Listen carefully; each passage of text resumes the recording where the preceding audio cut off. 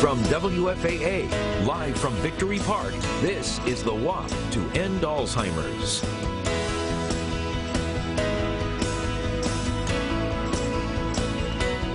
And good evening, everyone, from Victory Park in Dallas. Welcome to our special broadcast from the Greater Dallas Alzheimer's Association. Tonight, we'll be discussing Alzheimer's disease and the Walk to End Alzheimer's, the nation's largest event to raise awareness and funds for Alzheimer's care, support, and research. I'm Ron Corning. And I'm Shelley Slater, so glad to have you. During this half hour, we're going to talk about all the facets of Alzheimer's. You're going to hear from people whose lives have been changed because of the disease. And we're also going to shed light on hope and research updates, plus ways you can get involved with this year's Walk to End Alzheimer's. Also, we want to let you know, available throughout this broadcast tonight, experts on the ready to take your phone call and answer any questions you have about Alzheimer's and this year's walk. The number, 972-988-8888, anytime throughout tonight's broadcast. There they are, live from our Young Street studios, all of them volunteers, all of them experts, and all of them taking your calls, any questions that you might have. We also want to encourage everyone who's watching tonight to sign up for this year's Walk to End Alzheimer's. This year, the Dallas area walks will be held on Saturday, October 1st at Reunion Park in Dallas and at Grandscape at Nebraska Furniture Mart in the Colony. That's right. And what we want you to do right now is come up with your team during this 30-minute show, and then we want you to tweet both of us and tell us what your name's going to be. If you do that, are they going to get a shout out or what? Well, we're going to try. You can also go to the Facebook. It depends on how many we get. We hope we have so many that we can't mention everybody. That will go on Facebook Live and name each and every one of you. Yeah, and it has been growing year over year, so we hope that you will form a team this year. Now, Shelley is here, and she shared with us last year, and once again, I think it's so important for you to share with us your personal connection to Alzheimer's. Yes, my grandfather died with Alzheimer's, so this cause is near and dear to my heart. It's something that I had to sit and watch my mom go through with her father. It's devastating for a family, and so I want to share just a little bit more about our story. My grandfather, Dan Hutchison Edmondson, who we named our firstborn after, he died with Alzheimer's, and it was really hard for my family to watch. He was a strong man. He'd been in the military. He was a businessman. He'd been on the cover of Sports Illustrated. He was drafted to play baseball. I mean, he was the epitome of tough. And then yet, at the end of life, for him, it was as if he was a little child. And so it was hard for my mom to watch. It was hard for me to watch my mom, watch her dad as he deteriorated. We called him Goo.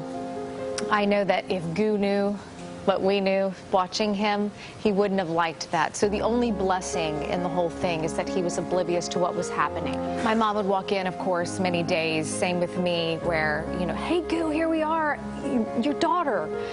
And just get that blank look, and that hurts. That's hard. Somebody that you love that doesn't even recognize you. So that was definitely the hardest part for me, was watching my mom watch Goo go in that kind of way. So we got to figure this out big time. And even though I already know my own story, even just watching that and seeing the pictures of them put together, it still hits. And so that's what this show is about. Right.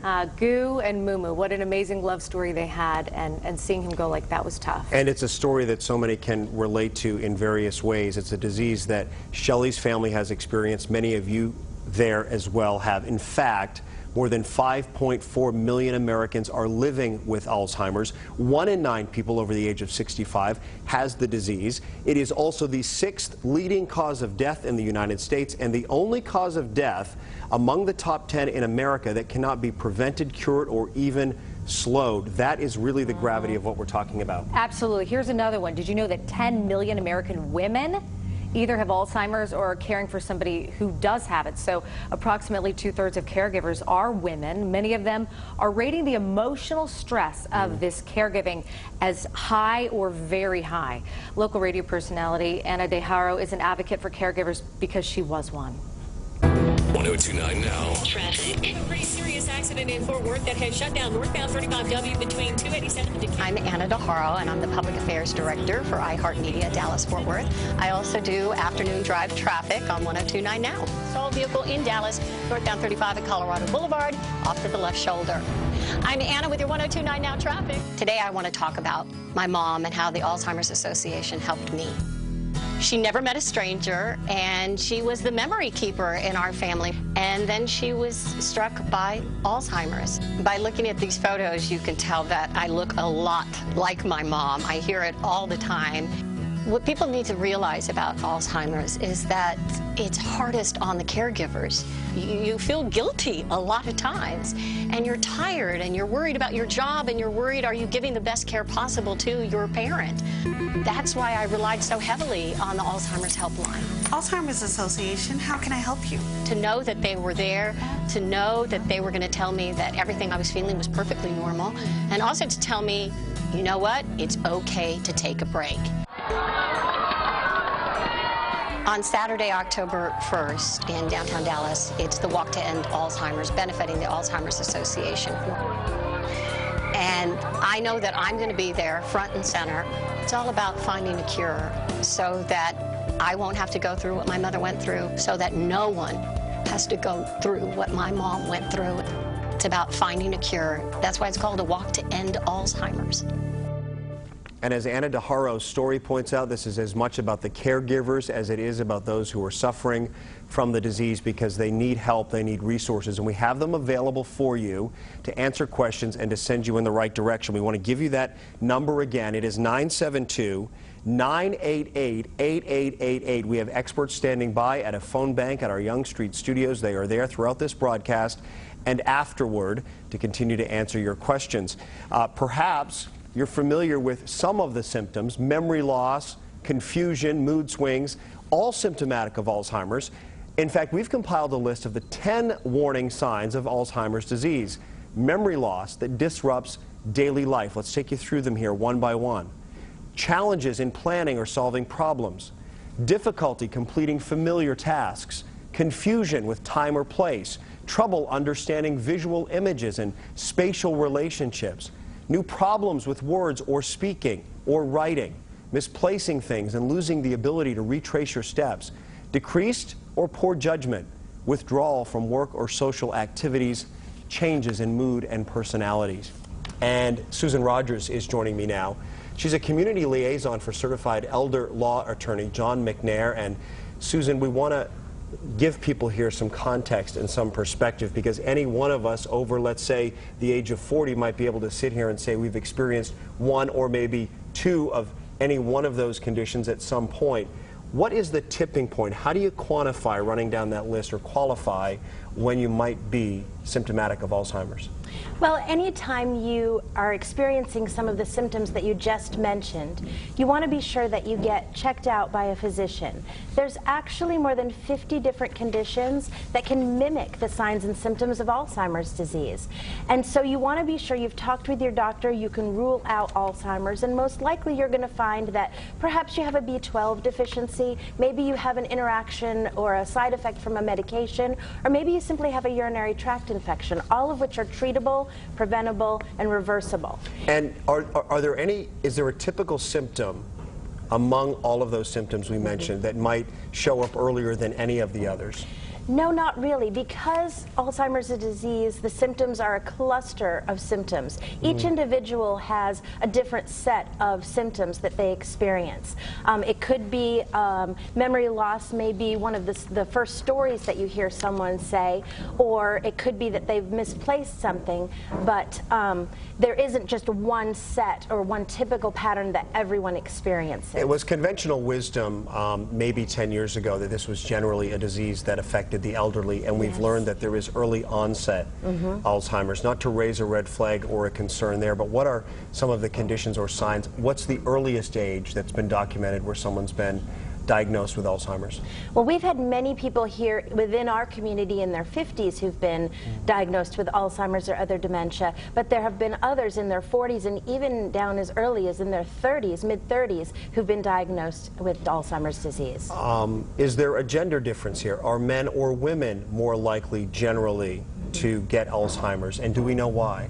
That's a really great question, and the short answer is no. Nobody knows exactly why women tend to be more likely to develop Alzheimer's disease. Now, It used to be thought that because women live longer, that was the reason why. So the numbers were skewed toward women who were older. Exactly. And they were living longer, therefore Exactly. those numbers were inflated. Yes, but recent research has shown that there's much more to it than just that. Is there any hope that if you're diagnosed earlier rather than later, that there are any treatments out there that might help prolong life and help a better quality of life? Well, that's what the researchers are working towards. Right now, we do have some medications that can minimize or but slow the progression of memory loss and other symptoms. But there isn't anything we can do right now that can prevent the disease, that can reverse the memory loss, or that can cure Alzheimer's. And isn't that, I mean, that really is why we're here. It's why we're talking about it. It's why we're bringing people together. The more money you raise, the more research that can be done. Exactly. And to what end have you seen funding increase as you've seen these walks increase across the country? Well, I've been involved with the Walk to End Alzheimer's for over a decade, and every year it does grow larger, and the more people I talk to, it's hard to find someone now whose life hasn't been affected by the disease. And as it has become more common and more known, we have seen the funding increase, but it's still not enough. It still pales behind the research that goes into fighting other diseases. And we've already talked about how it is a leading killer among people in America. Susan Rogers, we've got the rest of this half hour to continue to delve a little deeper into these issues, and we appreciate you starting out here with a real roadmap to let people know what to look for. Thank you. We appreciate it. And again, those warning signs are very important for friends, family, and caregivers to look out for. Shelley, back over to you. Yeah. In fact, Ron, in 2014, caregivers of people with Alzheimer's and other forms of dementias provided an estimated 17.9 billion hours of unpaid assistance.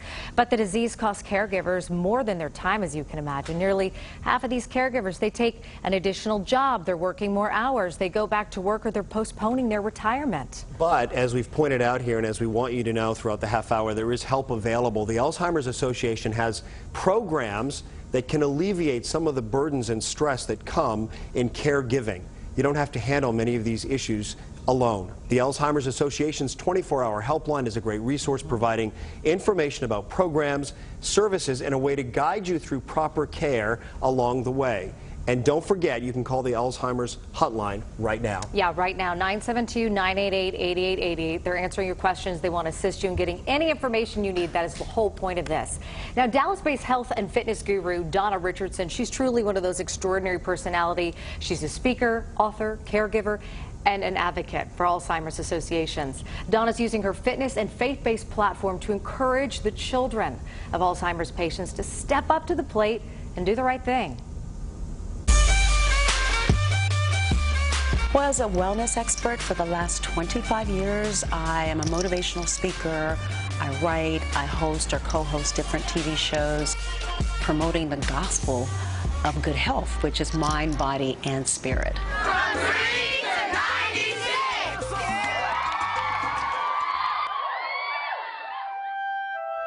My father had dementia for many, many years. We used to go out on date nights once a week, and he would always love to go salsa dancing. We kept him stimulated mentally, physically, spiritually. Before my father came here to live with me, he was in assisted living, and I'd see these older people there, and their own family didn't even come visit with them. When I look at how family structure has diminished here, when I look at how in other countries the elders, there's so much honor and respect, and we've lost some of that here. And let me just say to the youngins, do not ever think that it's a chore to take care of your parents or your grandparents. It's an honor. I'm just very happy that I got to spend those moments with him, because it is not easy. It was challenging. And if you think you can do it by yourself, I'm here to tell you you're wrong. You need help. You need a support system. There's a song that Luther Vandross sings, and it was called Dancing with My Father. And it said, I would give anything to have one more chance to dance with my father. And I'd play a song that would never end. And that's what I think about when I think of my papa. To dance with my father again. And we are back out live now talking about the Greater Dallas Walk on October 1st. It would not be possible without the support of the community, including sponsors and many, many volunteers. In fact, joining us in studio now, Stephen Hallbauer. He's a longtime volunteer. In fact, Stephen, I met you during my first year emceeing the walk at Fair Park 5 years ago, in 2011, and this is my 6th consecutive year. You've been doing it now 10 years as a volunteer. That's correct, Ron. I got started 10 years ago through the Dallas Association of Young Lawyers Elder Law Committee. We volunteered out at the zoo when it was originally held, and since then, as the walk has grown, my participation with the walk has grown. Did you have any personal experience that inspired you to get involved in the first place, aside from your profession allowing you insight into families who were dealing with elder care issues? I did. I started my law firm roughly about the same time with a friend of mine from law school, and at that time, my friend, he was in a situation where his grandmother was suffering from dementia at the time, and so the two of us decided we wanted to get involved with an organization that would assist families that had loved ones that were suffering from either Alzheimer's or dementia. And so you can also put your profession to work here, because there are some legal hurdles that some families have to overcome in terms of figuring out how to care for somebody in their family who has Alzheimer's. That's correct. We recommend when there's an Alzheimer's diagnosis in the family that you put a support team together. It's family, it's loved ones, it's close friends, but also include an attorney, because the attorney can help you out with powers of attorney documents, with wills, and also with protecting assets.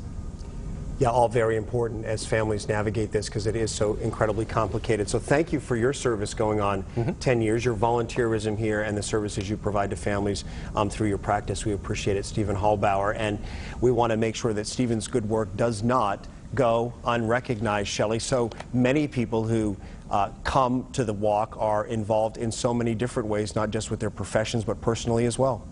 Oh, absolutely. What Stephen's doing is really helping when it comes to the research and the funding for the research, trying to get more information going there. But experts in the next phase really say we've got to worry about prevention. That is the next phase, really getting ahead of the game. So let's take a look at that.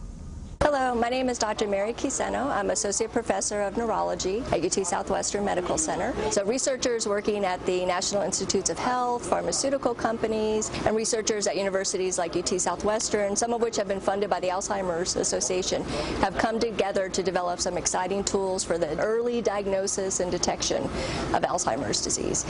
All right, the earlier we detect Alzheimer's disease, the better we are, because I want to make sure if a patient comes to me concerned about Alzheimer's, I can tell them their true risk, and then get them interested in therapies. So we have the next generation of therapies are going to be disease-modifying therapies for Alzheimer's. So not just symptomatic treatments, but really affecting the disease process. And so far what we've learned is the earlier we can introduce those drugs, the better.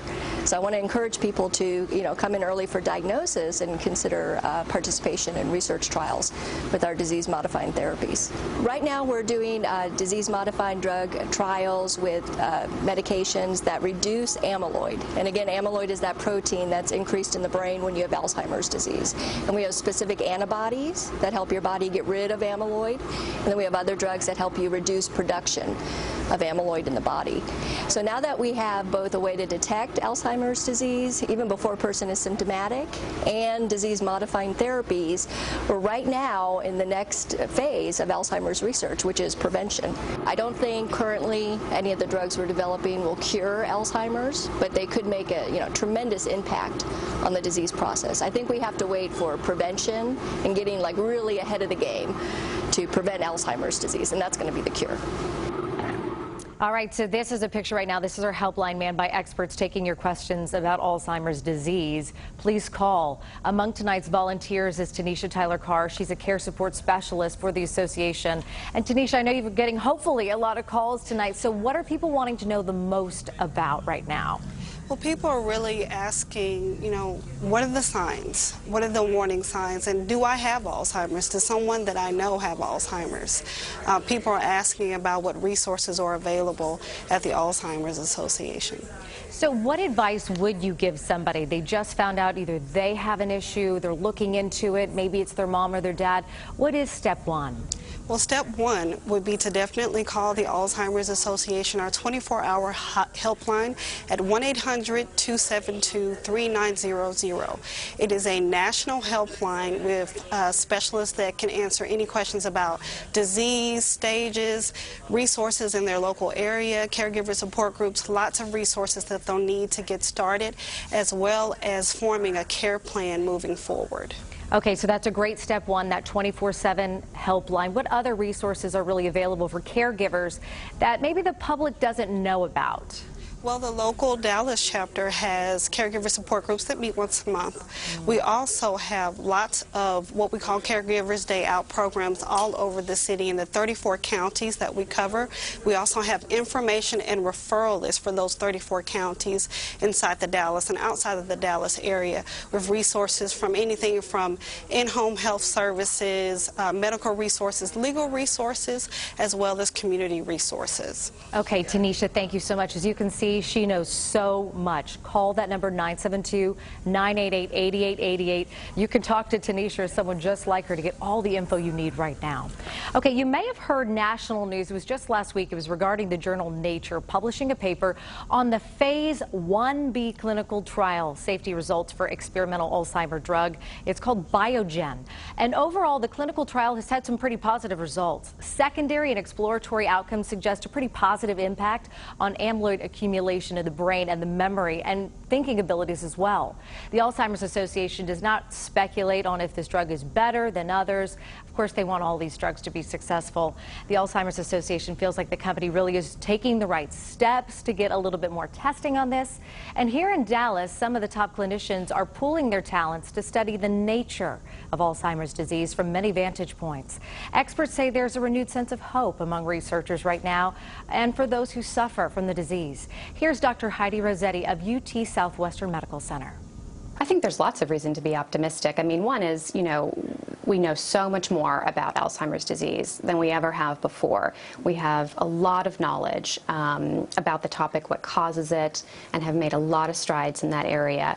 Eventually, that will translate to something tangible in terms of how to slow it or stop it.